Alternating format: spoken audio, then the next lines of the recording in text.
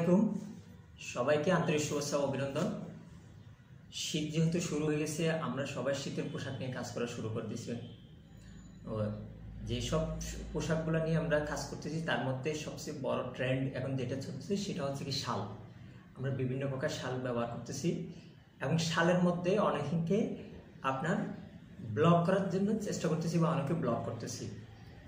তাই শালের মধ্যে ব্লক করতে গেলে আসলে আমাদেরকে যেসব বিষয়গুলো অবশ্যই মাথায় রাখতে হবে, আমি চিন্তা করলাম এগুলো আপনাদেরকে একটু জানিয়ে দেওয়া দরকার। জানিয়ে দিলে হয়তো আপনারা এখন যে কাজটা করতেছেন তার চেয়ে ভালো একটা কাজ আপনারা আপনার কাস্টমারদেরকে উপহার দিতে পারবেন। এখন দেখেন, আমরা বাজারের মধ্যে কয়েক ধরনের শাল পাই, ঠিক আছে। এক ধরনের শাল হচ্ছে কি খুব বেশি লোমশ ভাব থাকে, মানে আশ্বাস থাকে। আরটা হচ্ছে একটু কম থাকে, আর কতগুলো শালের মধ্যে একদম থাকে না। তাহলে আমরা যে শালগুলোর মধ্যে খুব বেশি আশ্বাস মানে লোমশ ভাব আছে ওগুলোর মধ্যে ব্লক না করার জন্য চেষ্টা করব।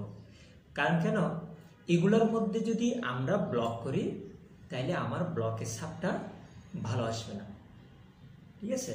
তাহলে আর আরেকটা যেটা আছে একটু কম আঁশ, এটার মধ্যে আপনারা খুব সুন্দরভাবে ব্লক করতে পারবেন। এবং যেটা একদম ফ্ল্যাট এটার মধ্যেও ভালো মতো ব্লক করতে পারবেন। হ্যাঁ, ভালো মতো ব্লক করতে পারবেন বলতে, ভালো ব্লক করতে গেলে আপনাকে ভালোভাবে কেমিক্যালের মিশ্রণ করতে পারতে হবে, ভালো কেমিক্যাল ব্যবহার করতে হবে, সাথে রং যেটা ব্যবহার করতেছি সেটাও আমাদেরকে ভালোভাবে ভালো রংটা ব্যবহার করতে হবে। ভালো কেমিক্যাল ছাড়া, ভালো রং ছাড়া কখনো একটা ভালো জিনিস আপনি কখনো আশা করতে পারবেন না। একটা গেল। এখন দেখেন সব কিছু ভালো ব্যবহার করলাম, কিন্তু এটার মিশ্রণটা হয়তো ভালো মতো জানতে হবে। আমি যদি ভালোভাবে মিশ্রণটা করতে না জানি তাহলে কিন্তু ভালো ডিজাইন বা ভালো কাজ আশা করতে পারবো না। আমরা স্বাভাবিকভাবে যখন কোনো কাপড়ের মধ্যে ব্লক করি তখন মিশ্রণটা এক ধরনের করি, আর আমরা যখন শালের মধ্যে করতে যাব বা চাদরের মধ্যে করতে যাব তখন আমাদেরকে মিশ্রণটা একটু পাতলা করতে হবে। কারণ কেন, আঁশযুক্ত কাপড়ের মধ্যে প্লাস একটু মোটা কাপড়ের মধ্যে যখন আমরা ব্লক করব তখন যদি একটু গাঢ় মিশ্রণের দিয়ে আমরা যদি ব্লকের ছাপটা দিতে যাই তাহলে সেক্ষেত্রে আমার ছাপটা ভালো মতো না আসার সম্ভাবনা খুব বেশি। এই জন্য আমার ছাপটা যাতে যথাযথভাবে আসে সেই জন্য আমরা অবশ্যই একটু স্বাভাবিক একটু পাতলা করে মিশ্রণটা করব। একটা গেল। আরেকটা জিনিস হচ্ছে কি, আমরা স্বাভাবিকভাবে যে মিশ্রণটা করি বা যতটুকু রং ব্যবহার করি তার চেয়ে একটু ডিপ করে রংটা ব্যবহার করব। কারণ কেন, মোটা কাপড়ের মধ্যে একটু ডিপ রং ব্যবহার না করলে ডিজাইনটা সুন্দর দেখায় না। একটা গেল। আরেকটা বিষয় হচ্ছে কি, আমরা অবশ্যই সেখানে কাপড়ের গ্লিসারিনটা ব্যবহার করার চেষ্টা করব।